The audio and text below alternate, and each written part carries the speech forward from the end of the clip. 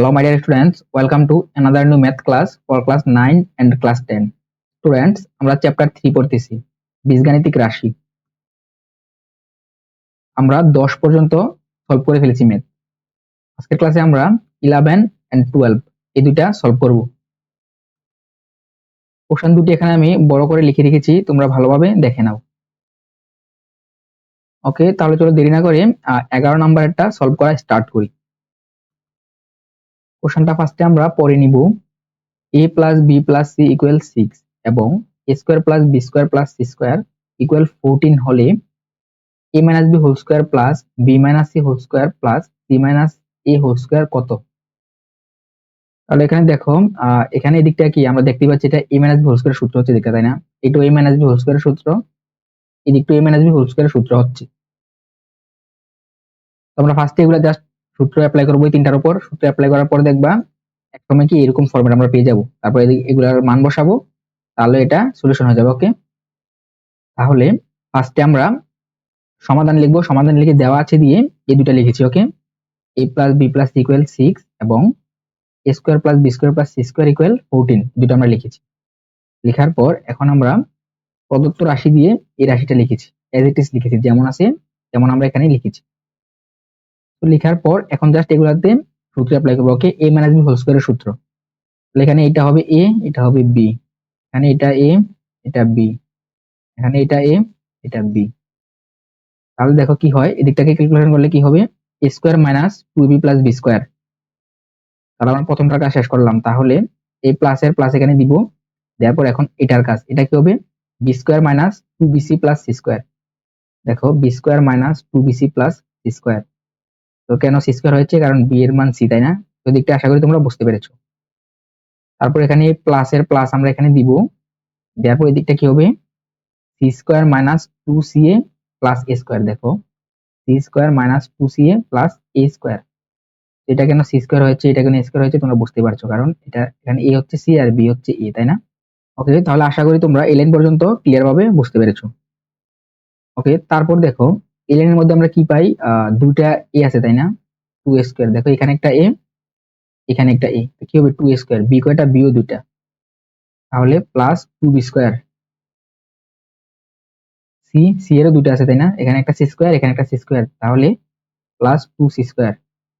এই তিনটা থেকে আমরা কি করতে পারি, 2 কমন নিতে পারি, তাই না? 2 কমন নিলে কি হয়, a square plus b square plus c square থাকে।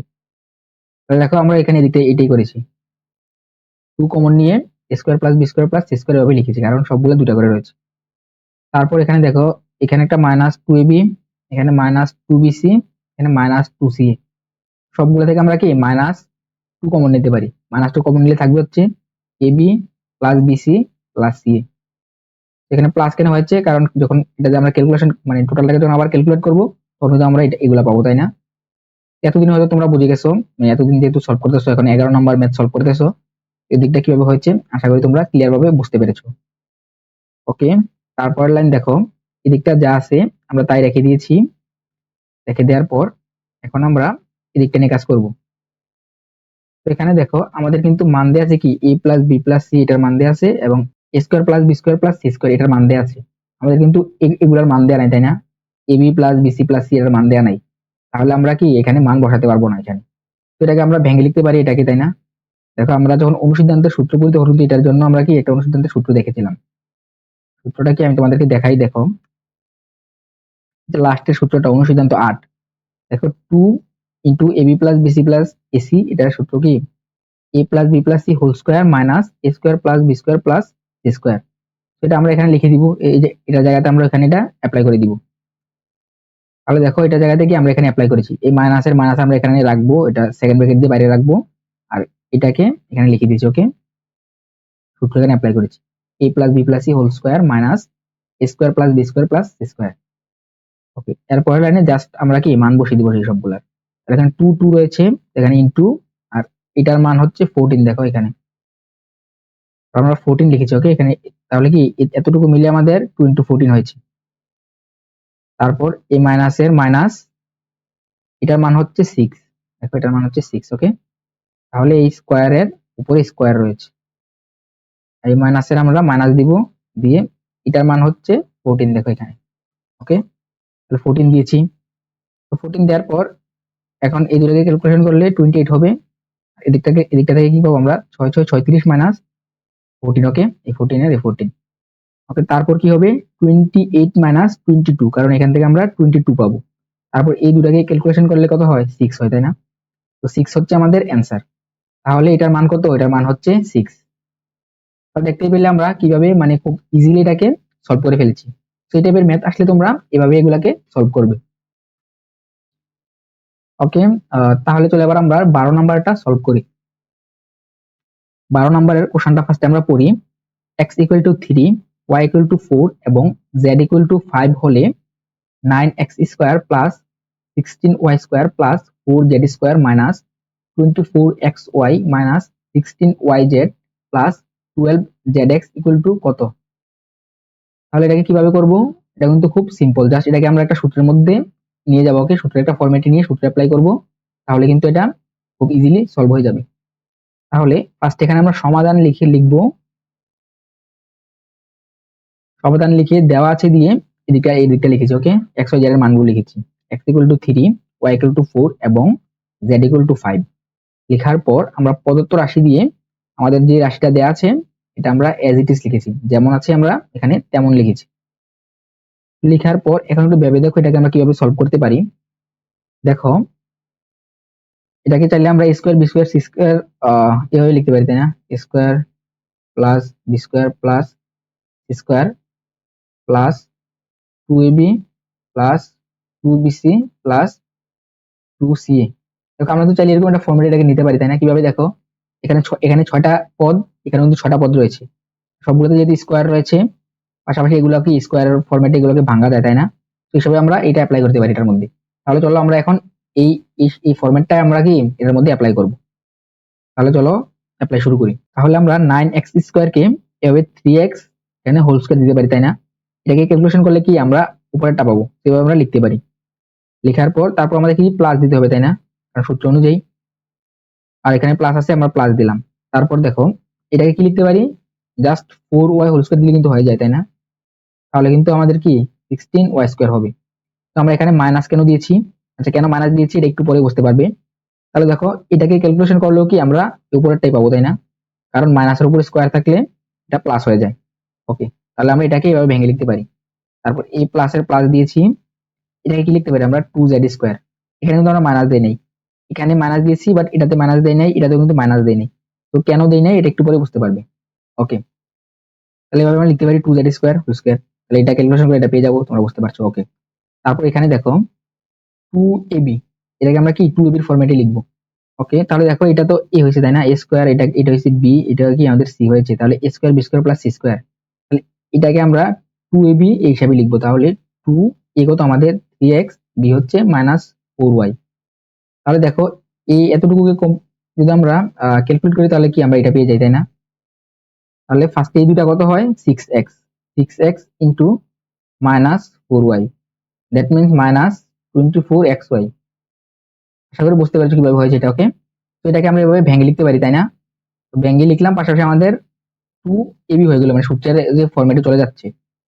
তাহলে এখানে দেখো যদি আমরা এটাকে মাইনাস না ধরতাম তাহলে কিন্তু এখানে -24xy হতো না, আমাদের +24xy হয়ে যেত, তাই না? তাহলে তাহলে এটা তো একটা প্রবলেম হয়ে যেত আমাদের, এটাতে মিল না মিললে কিন্তু প্রবলেম হতো। এই জন্য আমরা এটাকে মাইনাসের ধরেছি। ওকে, অন্যগুলোকে ধরলে কিন্তু প্রবলেম হবে, কারণ কি দেখো লাস্টের দিয়ে যখন আমরা এটাকে ভেঙে লিখবো তখন কিন্তু প্রবলেম হতো। যদি আমরা এটাকে মাইনাস ধরতাম অথবা এটাকে মাইনাস ধরতাম তাহলে কিন্তু প্রবলেম হয়ে যেত। ওকে, তাহলে এটার ক্ষেত্রে আসো, তাহলে এখানে এটাকে কি লিখতে পারি আমরা 2bc, তাই না? তো 2 লিখলাম, বি হচ্ছে -4y, আর এখানে সি হচ্ছে 2z, যেটা। তাহলে এটাকে ক্যালকুলেশন করলে আমরা কত পাবো, -16yz পাবো। ওকে, তারপর আমরা এখন এটাকে ক্যালকুলেশন করবো, কি লিখতে পারি 2ca। দেখো সি হচ্ছে আমাদের 2z, এ হচ্ছে আমাদের 3x, এটাকে ক্যালকুলেশন করলে আমরা এটা পাবো 12x পাবো, আর এই প্লাসের আমরা প্লাস গুলা দিয়েছি। ওকে, যদি আমরা দেখো এটাকে মাইনাস ধরতাম তাহলে কি হতো, দেখো আমাদের জাস্ট এই মাঝখানে দুটার মধ্যে কি আমাদের নেগেটিভ রয়েছে, তাই না? এখানে সূত্রটা ফার্স্টে তোমাদেরকে দেখাই। দেখো এই সূত্রের মধ্যে বি, দেখো এই দুটার মধ্যে রয়েছে, এই দুটার মধ্যে বি কমন রয়েছে, তাই না? আর হচ্ছে যদি আমরা এ কে নেই, এ কে মাইনাস ধরতাম আমরা ওইখানে, তাহলে এইটা মাইনাস হয়ে যেত, আর কি এটা মাইনাস হয়ে যেত, লাস্টের প্রথমটা লাস্টেরটা, এটা কিন্তু আমরা মাইনাস বানাতে পারতাম না। আর এটাকে মাইনাস বানালে কি আমাদের প্রবলেম হয়ে যেত। যদি আমরা বি এরটা মাইনাস ধরি তাহলে আমাদের এটাও সঠিক হয়, এটাও সঠিক হয়, তাই না?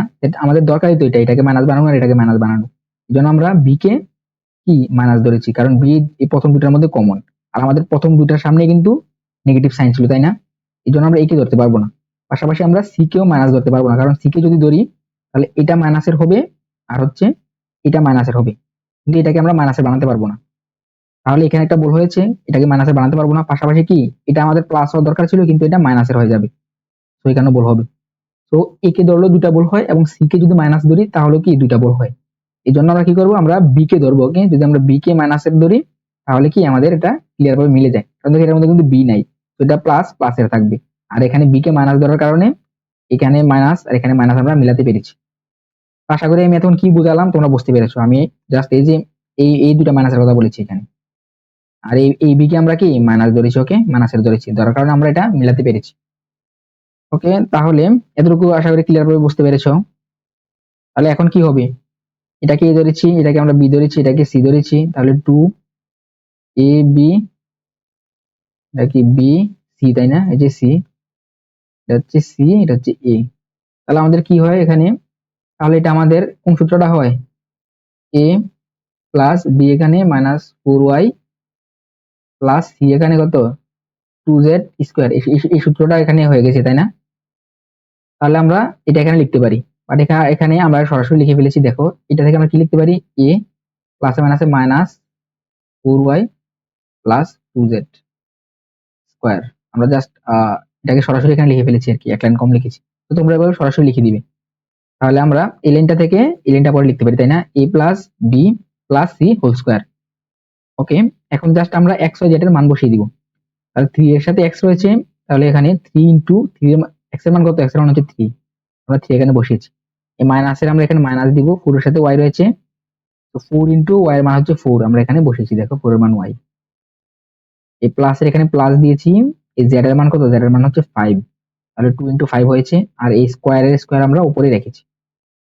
এখন জাস্ট সিম্পল ক্যালকুলেশন, এই দুটাকে ক্যালকুলেট করলে কত 9 হয়, এখানে এটা 16, তো মাইনাস 16 আমরা দিয়েছি, এটা হচ্ছে 10, তো প্লাস 10 হবে, আর স্কোয়ার যেমন আছে এখানে তেমন রয়েছে।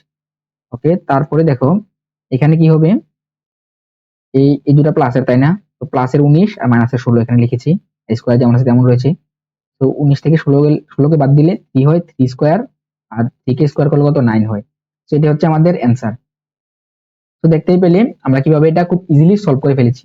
আচ্ছা, এখানে একটা বিষয় দেখো, আমরা কিন্তু এক্স ওয়াই জেড এর মান এখানে বসিয়েছি, তাই না? এই লাইনে এসে আমরা কিন্তু চাইলে যদি এই লাইনেও এক্স ওয়াই জেড এর মান বসিয়ে দেই, মানে প্রদত্ত রাশি লিখে এই লাইনে যদি এক্স ওয়াই জেড এর মান বসাই, তাহলে কিন্তু আমরা 9 পাবো। বাট এভাবে যদি আমরা এক লাইনে এটাকে সলভ করে ফেলি তাহলে কিন্তু হবে না। যদি সিকিউতে আসে, মানে সৃজনশীলে আসে, তখন কিন্তু আমাদের এভাবে ভেঙে ভেঙে সূত্র ইমপ্লিমেন্ট করে এটাকে দেখাতে হবে, দেখিয়ে আমাদেরকে এখানে 9 প্রমাণ করতে হবে, মানে মানটা বের করে আনতে হবে যে 9। আর যদি এমসিকিউতে আসে তাহলে কিন্তু তোমরা সরাসরি এখানে মান বসিয়ে দিতে পারো, সরাসরি এই মানগুলো বসিয়ে ক্যালকুলেটারে ক্লিক করবে, এক ক্লিকে তোমাদের এখানে 9 চলে আসবে। তো এমসিকিউর ক্ষেত্রে সরাসরি মান বসাবে, আর সিকিউতে আসলে সৃজনশীলে আসে তাহলে এইভাবে আমাদের লাইন বাই লাইন এটাকে মানে সূত্র অ্যাপ্লাই করে ভেঙে ছোট করে তারপর মান বসিয়ে মান বের করে আনতে হবে। আই হোপ তোমরা বুঝতে পেরেছো। তো স্টুডেন্টস, আই হোপ আজকের ক্লাসটি তোমরা পুরোপুরি বুঝতে পেরেছো। যদি বুঝতে তোমাদের কোথাও কোনো প্রবলেম হয় তাহলে অবশ্যই কমেন্ট করে জানাবে। আজকের ক্লাসটি এখানেই শেষ করছি। তোমরা যারা এখনো আমার ফেসবুক পেজে ফলো দাওনি এখনই দিয়ে ফেলো, এবং ইউটিউব চ্যানেলে এখনো যারা সাবস্ক্রাইব করোনি এখনই করে ফেলো, এবং তোমরা চাইলে আমার ফেসবুক গ্রুপে জয়েন হতে পারো। এই পাশে আমার পেইড কোর্সের ডিটেলস দেওয়া আছে, এগুলো তোমরা দেখে নাও। সম্পূর্ণ ভিডিওটি দেখার জন্য অসংখ্য ধন্যবাদ।